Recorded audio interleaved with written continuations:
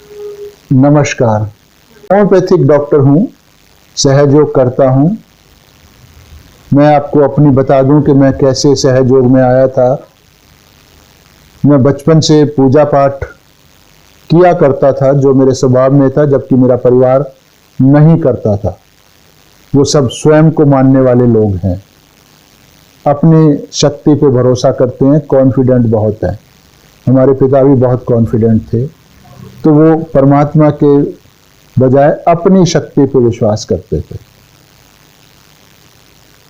तो करते करते जब मैंने पूजा पाठ की, स्कूल लाइफ में आया, 9th क्लास का, मतलब लगभग 14 साल का था, तो मैं बीमार हुआ। उस समय तक मुझको सभी आरतियां, जैसे होता है दुर्गा चालीसा, हनुमान चालीसा, शिव चालीसा, ये सब चीज़ें मुझको याद थी और इनका उच्चारण भी मैं हर वक्त करता रहता था। उससे मुझे बड़ा मज़ा आता था। तो उस उम्र में, 14 साल की उम्र में लगभग, जब मैं 9th क्लास में पढ़ता था, तो मैं बीमार हुआ, काफ़ी बीमार रहा। अर्टिकेरिया, एमीबियासिस, मतलब धीरे धीरे बड़े भयंकर परेशानी करने वाले रोग मुझको लगते चले गए। और उसके बाद मैं कॉलेज चला गया, बीएससी करी, वहाँ भी दुखी रहा।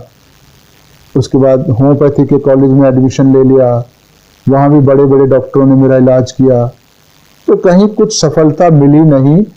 परेशानियां बढ़ती चली गईं, जिंदगी नरक जैसी रहने लगी बीमारियों के कारण। क्रोध, आशा, निराशा सब खराब होते चले गए, बढ़ते चले गए। मतलब हर नकारात्मक चीज जीवन में आती चली गई। तो जब हर किस्म के इलाज कराए, योगा कराया, जादू टोना, झाड़ फूंक, जहां संभव हो सकता था, मेरे माता पिता मुझको ले जाते थे, क्योंकि उनसे मेरा दुख देखा नहीं जाता था। तो मुझे खुद तो समझ नहीं थी कि मुझको क्या इलाज करना है, पर सब कुछ करते। तो जब मैं कॉलेज में था, बीएससी में और होम्योपैथी कॉलेज में, तब तक तो समझ आ चुकी थी हमको। तो फिर मैंने योग भी किया, योगासन जिनको कहते हैं। तो मैंने बहुत ही ध्यान से योग करता था मैं, पर लाभ कुछ हुआ नहीं। भयंकर यातनाएं बीमारी के कारण मैं सहता रहा। 1979 में होम्योपैथिक डॉक्टर बन गए, फिर क्लिनिक खोल लिया, शादी हो गई, बच्चे होने लगे। तो धीरे धीरे जीवन इतना खराब होने लगा कि ऐसा लगने लगा कि जीवन में परेशानियां हैं और कुछ है ही नहीं, और बाकी लोग सब मस्त दिखते थे मुझे। तो एक विश्वास, क्योंकि विज्ञान का छात्र था, बुद्धि से भी मैं बड़ा एनालिटिकल हूँ शुरू से, बचपन से ही। तो एक सवाल मन में उठता था कि मैं जब देवी देवताओं की, मैं विशेष तौर से बाद में हनुमान जी की पूजा करता था, तो एक विश्वास ऐसा होने लगा, बल्कि सवाल मन में उठने लगा, शक उठने लगा कि क्या वास्तव में हनुमान जी होते हैं या नहीं होते हैं। क्योंकि जब मैं जिस दिन हनुमान जी का व्रत करता था मंगलवार को, बड़ी श्रद्धा वगैरह से, भक्ति से, अब हमारी खोज शुरू हुई। उससे पहले श्रद्धा थी, ब्लाइंड फेथ था परमात्मा पे। उसके बाद मेरी खोज शुरू हुई कि दुखों का कोई अंत ही नहीं आ रहा, जबकि मैं इतना ज्यादा ईमानदार हूं कि जान कर भी, कोशिश करके भी मैं बेईमानी नहीं कर सकता। ये बचपन से है मेरे अंदर। और दूसरे लोग, ऐसा बहुत सारे लोग हैं जो बड़े बेईमान होते हैं, बड़े गंदे काम करते हैं, फिर भी बड़े मजे में रहते हैं। तो ये जो विचार उठते थे, ये बड़े परेशान करने वाले होते थे। तो इसलिए एक और ऑब्जर्वेशन मेरी थी कि जब मैं मंगल का व्रत करता था, श्री हनुमान जी का बड़ी श्रद्धा भक्ति से पूजा करता था, तो मैं उस दिन ज्यादा परेशान रहता था। तो ये बात समझ आती नहीं थी, क्योंकि ये कभी भी मैं सोच ही नहीं सकता था कि ये हनुमान जी की नाराजगी के कारण होता है। तो मुझको लगता था कि शायद मेरे अंदर कुछ ऊपरी शक्ति, जैसे भूत वगैरह, जादू टोना वाला, उनका असर है, जो मुझको खुश नहीं रहने देता है, जो मुझसे भगवान को नाराज करा देना चाहता है।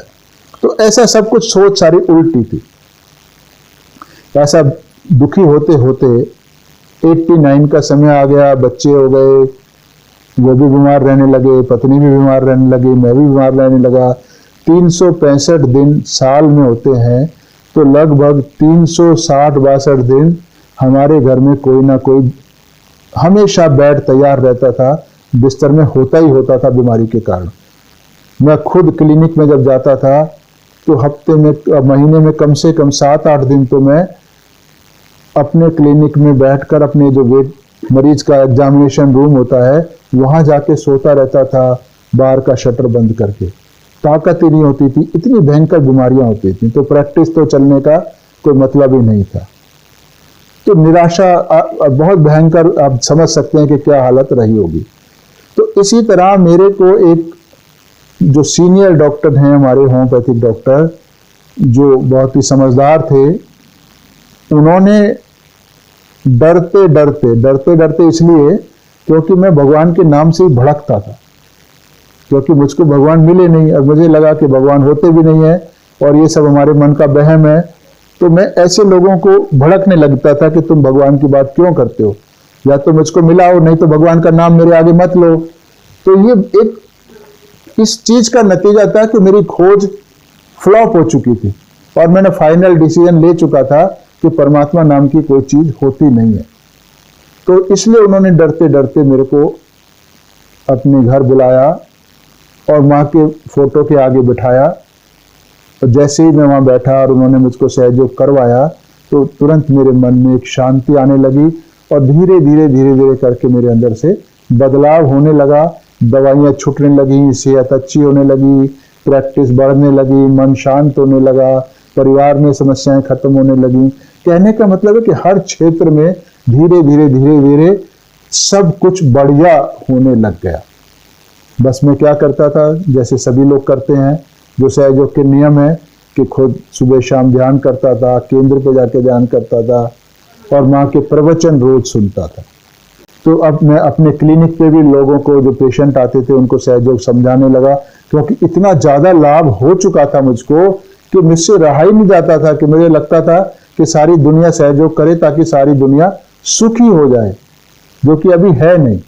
तो इस भावना से मैं सबको सहयोग समझाता था और आज भी निरंतर मैं जब से समझा भी रहा हूँ और सबको आत्म साक्षात्कार दे भी रहा हूँ। तो ये बड़ी उपलब्धि है। ये तो मैंने आपको अपना अनुभव बताया है ताकि आप समझ सको कि सहयोग कितने लाभ की चीज है और आपको इसको क्यों करना चाहिए।